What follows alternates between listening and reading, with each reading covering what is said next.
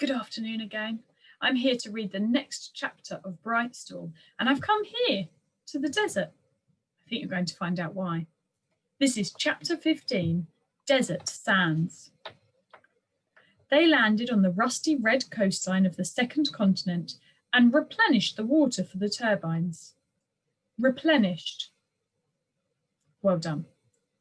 After so long in flight, it felt strange to be on solid ground once more. Arthur's body still wanted to sway with the undulations of wind and air. Undulations. He looked around in wonder at the strange, warm, rocky landscape surrounding them. He bent and picked a handful of the gritty, reddish-brown sand, and the thrill of being somewhere new rushed through him, taking him by surprise. He'd been so intent on thinking about what may have happened to their dad that he hadn't allowed himself to properly enjoy the idea that they were also on an expedition. Every day had brought new, amazing sights, and the more he saw, the more he wanted. The wide was so much bigger than he'd ever imagined. Not wanting to lose any time, the Aurora soon took flight again. As they flew inland, the rocky coast gave way to vast green plains. From time to time, they saw clusters of round white huts with roofs piping smoke through the tops. Groups of people rode together on horseback, herding cattle and sheep. There were patches of forest where Arthur caught sight of wild boar. Sometimes Harriet flew the Aurora low, and members of the crew would throw down sweets made by Felicity to the sun-blushed children, who ran below them on green open spaces, waving, smiling, and calling up to them.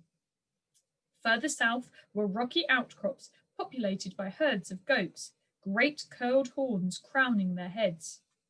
Arthur saw some on the sheer rock faces, scurrying up as easily as if the steep walls were flat on the ground. 2 days into the second continent, they passed the Fontaine, heading back north. The returning ship sent over a carrier pigeon with a note. She had a damaged propeller, and they'd sustained a leak in the fuel tank and needed to make repairs that would just be too costly in time.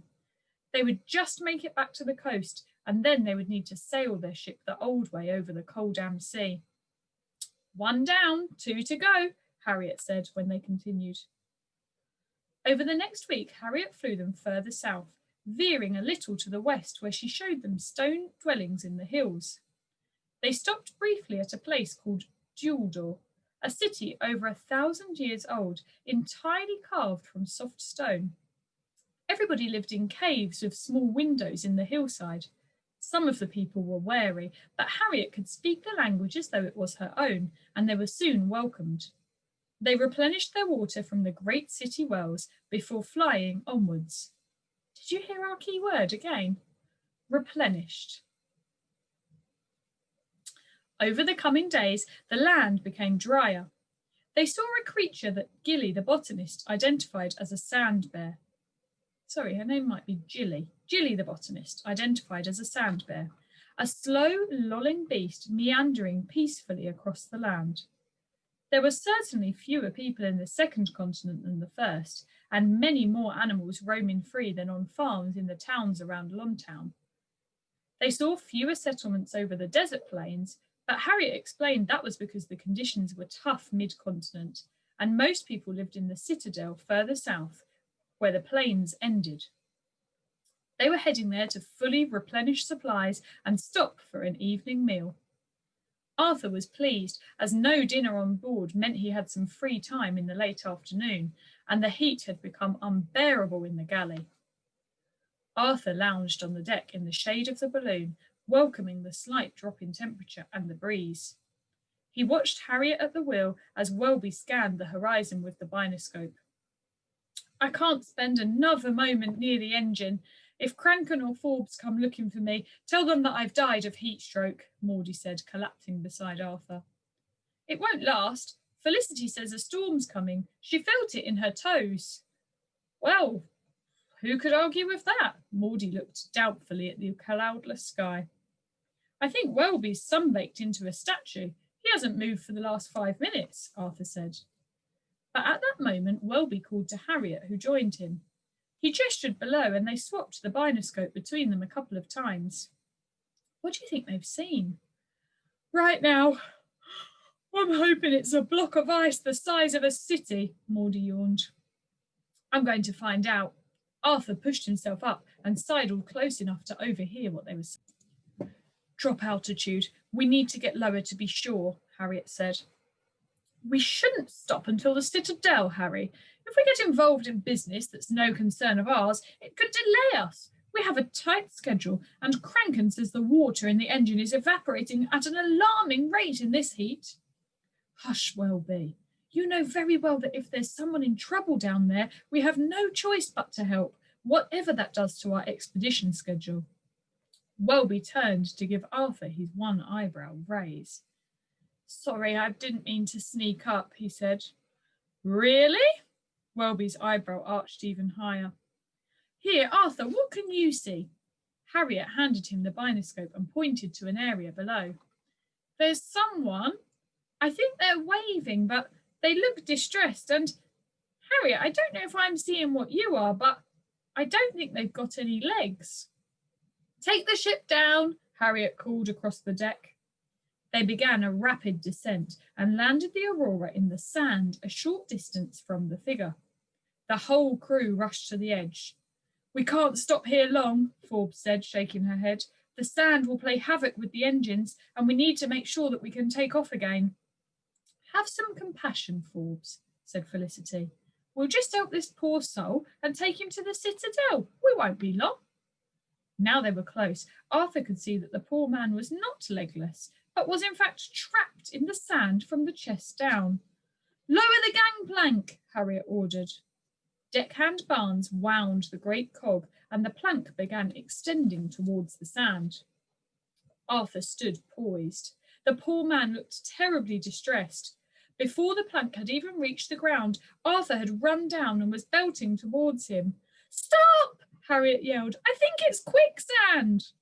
Arthur halted, just as his feet slopped into the gluey mixture. They began sinking, and he just managed to hop backwards. The rest of the crew disembarked the Aurora and rushed to join him on the sand, just short of the danger. The man yelled in a foreign language and flailed around frantically. He began sinking even deeper. Arthur went to take a step and reached towards him, but Maudie pulled him back and glared at him. But he's going to drown in the sand, Maud. We can't just watch him. You'll be stuck too if you're not careful, and then we'll have two people in trouble. Harriet began calling out in what sounded like the same language as the man's, and making gestures with her arms and legs. The man began following her instructions. He pulled his chest forwards, and after a while of wriggling, as Harriet continued shouting out instructions in the foreign language, his legs lifted behind him. The man's eyes looked panicked and kept flitting about. As he crawled towards the edge and was pulled free by deckhands Keene and Forsyth, something caught Arthur's eye on the sand dune behind. A figure dressed from head to toe in sandy robes rose from the dune before them, throwing off the beige blanket which had concealed him. Arthur pointed. Hey, he called. Then Jilly shouted, Over there, as another rose to the left, and then another and another. There was a strange moment of frozen bewilderment.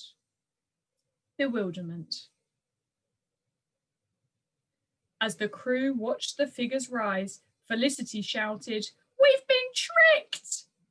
There was a clunk behind, and Arthur turned to see a stranger on the deck of the Aurora, furiously winding the cog to pull back the gangplank. Someone's on the ship! Maudie, you're the fastest. Come with me. Hold the rest at bay, crew, Harriet called as she rushed back towards the Aurora with Maudie. Whatever you do, don't let those men make it to our ship. Arthur's heart pounded in his ears as he attempted a tally of the bandits heading towards them from the dune. The numbers seemed quite even, but the assailants had weapons. He looked over his shoulder to see Maudie reach the gangplank, closely followed by Harriet. They pulled themselves up, but the figure on deck grabbed a broom and began jibing it so they couldn't get any further. Harriet was shouting at him in the strange language. The gang from the dune stalked nearer, spreading wide like a big net about to enclose them. Arthur spun around looking for anything that might help. Don't you have any weapons? He said to Welby. Harriet doesn't believe in them. Arthur let out a groan of disbelief. Oh, and neither do I, Welby added. The glint of light reflected off what looked like a curved sword in one of the gang's hands. Trust us, Arthur. I have a weapon, Felicity said, and brandished her lucky spoon.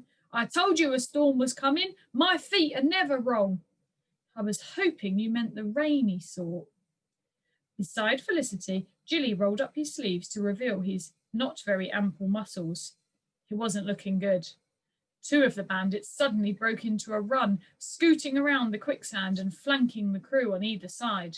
One charged towards Felicity and Jilly. Felicity yelled and swung her lucky spoon in defense, striking the knife from his hands.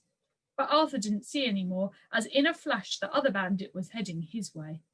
Arthur braced, but Welby stepped in front of him, and in what Arthur could only describe as a bizarre series of arm twists and leg lunges, he'd disarmed the man and had him down on the floor, the man's own knife pressed to his throat. Arthur looked behind him to the Aurora, desperate to see if Maudie was all right. To Arthur's relief, Harriet had somehow jumped onto the ship and was now wrestling with the man at the cog. There was a crack as Harriet hit the man and he fell to the deck. Distracted, Arthur had forgotten the man they'd saved. Two hands grasped Arthur's shoulders and flung him into the quicksand. In his terror, he struggled and threw himself around, but the more he tried to get free, the more it sucked him in. Everywhere he looked, the crew was busy wrestling and fighting attackers, and Arthur was alone in the sand, sinking, trying with every inch of his body not to panic, but failing. His iron arm had yanked upward in the fall and rested on the quicksand, but he knew it wasn't enough to stop him from sinking. Each time he tried to lift a leg up, the suction pulled it back in. And not only that, but the crew were losing. The attackers now had Barnes, Forbes, Cranken, Jilly, Forsyth, and Keane on the ground, surrendered at knife point. And now Merriweather, Dr. Quirk, Wordle, Hurley, and Felicity were outnumbered, and one bandit had taken her lucky spoon and was laughing. A shadow passed above, and Parthena released a great screech. She flew towards Arthur, but he shouted, "Stay back!" He couldn't risk her landing in the quicksand too. Thinking it couldn't get worse, a swathe of movement caught his eye on the dune top. A group of figures on horseback appeared. Arthur knew the crew's fate was sealed. It was all going to end in disaster, and they barely reached halfway. Arthur was now sunk up to his chest. The more he fought, the more it pulled him in. He closed his eyes as the sound of horses' hooves thumping against the sand surrounded him. And that is the end of chapter 15. You will have to come back tomorrow to find out what happens to Arthur, Maudie, and the crew of the Aurora. I hope you enjoyed that, and I'll see you very soon. Goodbye.